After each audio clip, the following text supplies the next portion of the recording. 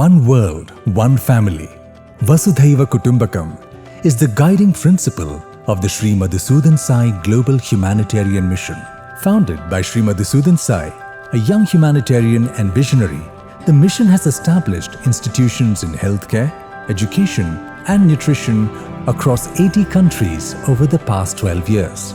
All services are provided free of charge, silently transforming millions of lives worldwide through the power of compassion.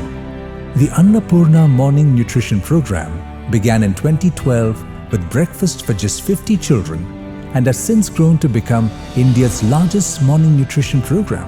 Today, over 10 million school children across India and beyond receive the Sai Sure multi-nutrient supplement, helping them begin each day nourished and ready to learn. In education, the mission has established a university and 28 residential campuses in India, as well as a school in Nigeria, offering free education from grade 6 through to doctoral studies. Over 3,700 students are receiving values-based education and developing skills to make a positive impact on society, with many coming from rural backgrounds and 40% being girls. A skill development center equips rural youth with job-ready skills through courses in plumbing and electrical technologies. Additionally, over 7,800 scholarships have been awarded to encourage primary school enrollment for rural children. The vision of accessible medical education was realized with the inauguration of the Sri Madhusudan Sai Institute of Medical Sciences and Research by Prime Minister Sri Narendra Modi. Offering free medical education with a commitment to serve rural communities, the institute is bridging the healthcare gap between the urban and rural areas. On the healthcare front, the mission has established the world's largest network of free pediatric cardiac hospitals in India, Fiji, and Sri Lanka. Since 2012, over 34,000 life-saving procedures have been performed at these hospitals, all at no charge. Additionally, 5 mother and child hospitals, primary care wellness centers, mobile hospitals, 2 multi-specialty hospitals in India, and 2 hospitals in Nigeria have together provided consultations to more than 2.9 million patients. Looking ahead, the mission's next milestone is a 600-bed state-of-the-art hospital in Muddanahalli, set to be the world's largest fully free hospital. Scheduled for inauguration in November 2025, it will be the second teaching hospital for the medical college. This facility will provide world-class healthcare to everyone, removing financial barriers and ensuring equitable access to high-quality care. Beyond nutrition, education and healthcare, the mission has also established 11 centers for human development across 10 countries, fostering both service initiatives. The vision for the future is bold and transformative: to establish 600 schools all over India and 6,000 wellness centers, one in every taluk. With a mission to ensure that no child goes to school hungry, the goal is to nourish 18 million children daily, empowering the next generation with education, health, and hope. This monumental dream embodies the spirit of oneness and service, striving to create a brighter, equitable future for all. When individuals prosper, society prospers. When society prospers, the nation prospers. And when nations prosper, the world prospers. Together, we are one world, one family.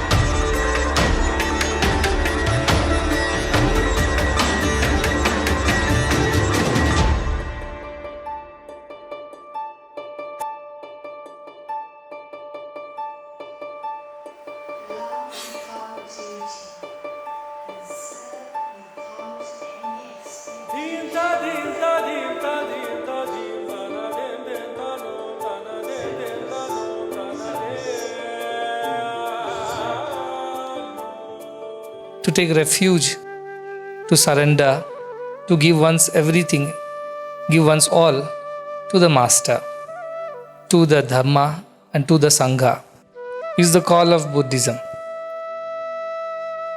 In Hinduism also the word Sharanam comes many places because the origins are same and from the same land. And Sri Krishna says in Bhagavad Gita how easy or difficult it is to take refuge at the Master's feet. How easy or difficult it is to surrender. But about that he says, Bahunam janmanam ante jnanavan mam prapadyate. After several lifetimes of spiritual efforts, one comes to a stage in life where they surrender to me.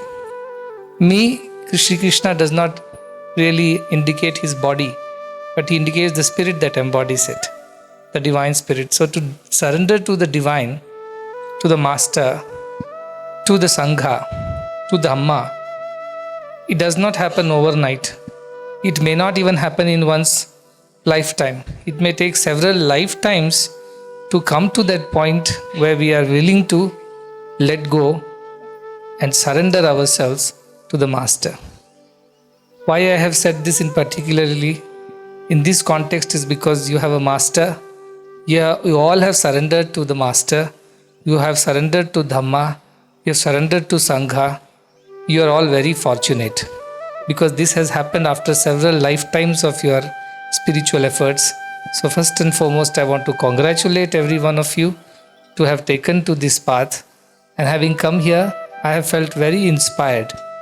And if I have to be honest, I was mentioning to them, not inspired but intrigued, that how on earth, in such a desolate, lonely, faraway place, such a beautiful mission as this is taking shapes.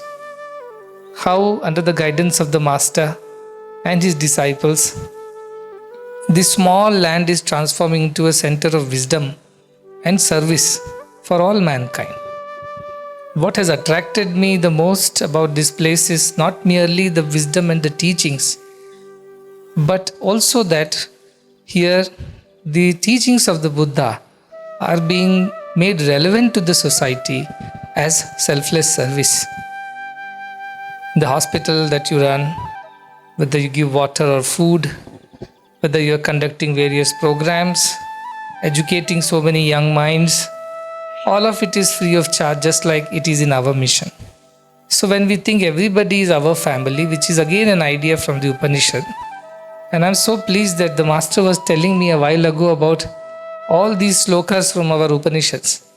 Ayam nijaha paro vetti gadana lagu chetasam udara charitanam tu vasudhaiva kutumbakam, he said. To the narrow-minded ones, these differences of us and them exist. For the broad-minded ones, the whole world is one single family. This monastery, and I look at so many youngsters being given direction in life, being given guidance, shelter, refuge, and all that they need, from food, clothing, to medicine, to all the education. It really fills my heart and makes me feel how small is this world. There are so many of us who exist in our own way, doing our very best for our people. And if more and more people come in touch with these kinds of places of inspiration, the whole world will become truly a family in no time. And all the divisive, narrow-minded ideologies will be destroyed in this all-expansive, all-embracing understanding that emanates from the seat of wisdom that is here. I am extremely pleased and I feel also honored to have come across people like you all who have taken to this path. Again, if I go back to Sri Krishna, and if you want to understand how difficult it is for somebody to take to this path, I am not very educated in Buddhism, so I only know so much, but I know a lot more about Sri Krishna and Bhagavad Gita. And he says, Manushyanam sahastreshu kaschit yatati siddhaye yatatam api siddhanam kaschit mam veti tattvataha. Out of thousands and thousands of people, some few people develop curiosity for the truth, who want to seek truth, who want to get enlightened. And those who develop this curiosity, this wish, this idea that they should attain enlightenment, very few take to this path. Theoretically, many want it, but very few really walk this path. And amongst those few who finally walk this path, maybe one or two reach the destination. That is the kind of filtration that happens on the spiritual path, because it's strewn with challenges. And most of the challenges are not from the outside, as you all know by now. It is from the inside. There's a conversation between Lord Yama and one boy like them, small boy Nachiketa, who wants to know what happens after death. So he's after this Lord of Death saying, tell me what happens. After testing his perseverance, finally he tells him a story. The whole story follows after that. At the end of it, he concludes that you become an enlightened one when you are desireless. This is the conclusion of the Upanishad. Yada sarve pramuchyante kamaye asya hridishritaha athamartyo amruto bhavati atra brahma samushnute. When all your desires are done in your heart, you become desireless, then and there you become enlightened. It's desire which comes in our way to our realization. And this desire which is born out of this identity, that I am this, that ego that identify itself is the mind with the body with its various likes, dislikes, preferences, that is the one which comes in its way. But when you lead a life of surrender, where is the place for I? Where is the place for that I? There is no place, because everything is your master, everything is the wisdom. When the river reaches the ocean, where is the river? It is the ocean only now. Likewise, a surrendered disciple who has surrendered everything to the master has no I left, no ego left, so no desire left. So Sangham Sharanam Gacchami or Buddham Sharanam Gacchami or Dhammam Sharanam Gacchami is such a profound mantra. To understand it and practice, it takes lifetimes. This is what all masters have said. But in this age and time, which is so distracting, where so many, I'm sure in Lord Buddha's times, there were lesser distractions than what it is today, especially digital distractions.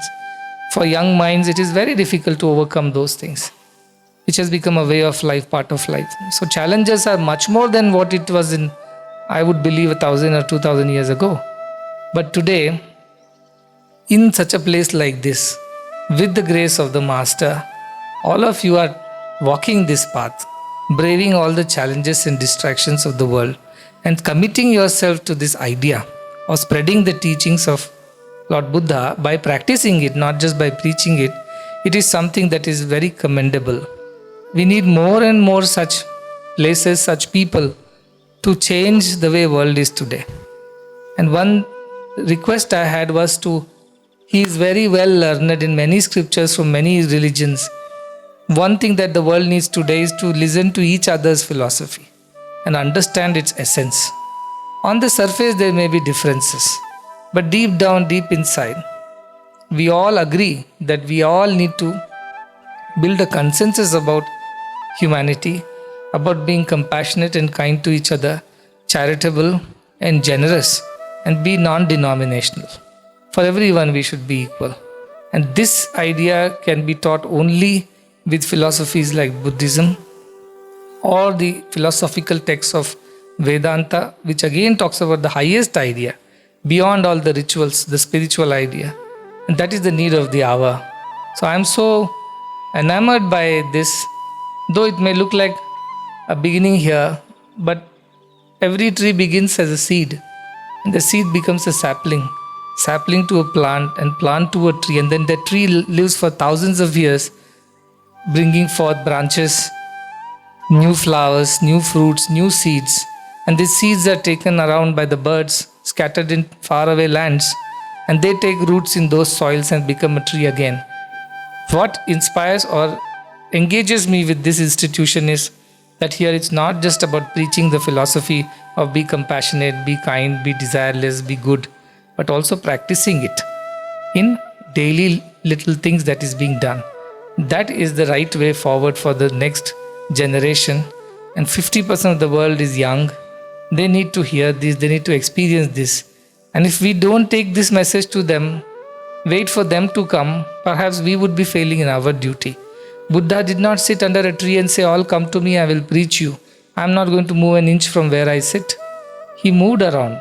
He walked bare feet into villages, into towns, through jungles, through hills, mountains, crossed rivers, and faced many battles, braved many odds. Why? Because he wanted to take the truth to the doorsteps of the ignorant.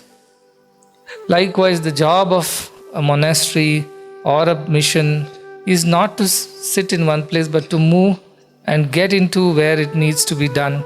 And whatever it be the challenges, I am very sure that in times to come, with the blessings, this place will grow into a place of great importance in spreading not just the teachings of Dhamma or the wisdom of Lord Buddha, but also teaching mankind that religion must be relatable, must be reliable, must be useful to the society in terms of good work, selfless work.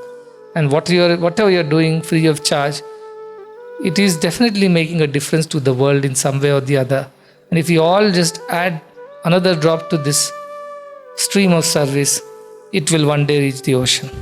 So we look forward as a mission to work with you to do what we can in spreading this idea of goodness, spreading the wisdom and teachings of Lord Buddha, and also harmonizing and synthesizing the philosophies of the world, the various religious philosophies, by taking what is the best out of everything and consolidating it and presenting to the next generation as a consolidated world religion, not as individualistic ideas. In India, they talk about a mythological bird called Hamsa, a swan basically. And they say it can discriminate. It can, if you mix water and milk, it can drink the milk and leave the water behind. I don't think that happens, but it's a mythology. It's a way to say things. And the one who is enlightened, he's called Paramahamsa. Like Buddha is a word for enlightened being. Paramahamsa is the word in Hindu for enlightened being. And Paramahamsa means the greatest of the swan. Why? Because he can discriminate between the truth and untruth, and take the truth and leave the untruth. So the world needs to know the truth. There's too much of untruth contaminating the truth. There's too much of distortion of the truth. And to help the world discriminate and pick the right values and leave the wrong ones behind, it needs people like you.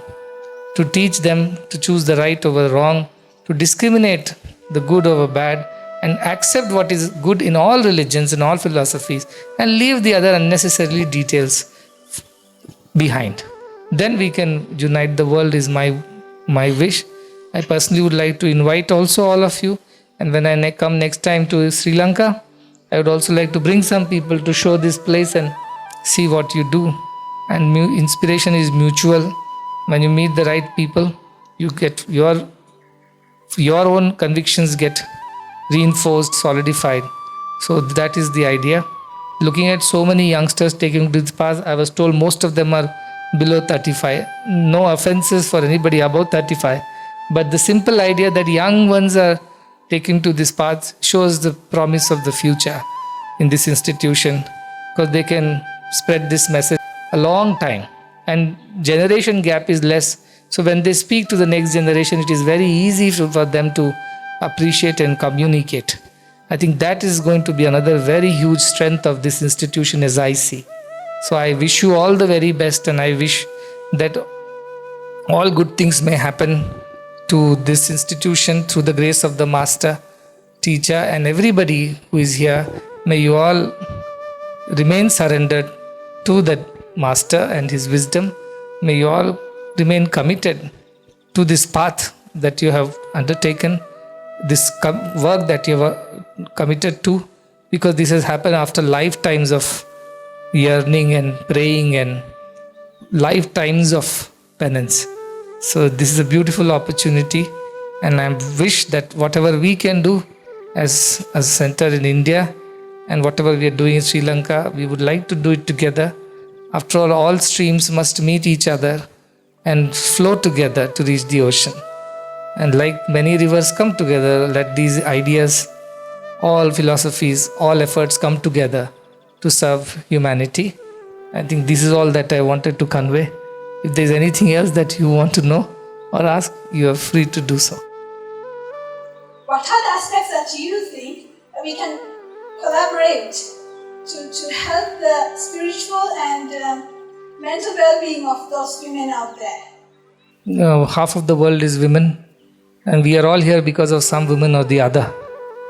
But still the world does not recognize and respect the rights and the entitlements of women that they deserve.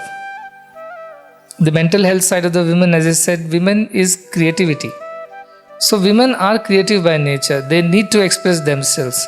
So I think the most mental problems for women are coming from this stifling of their creativity and freedom of expression.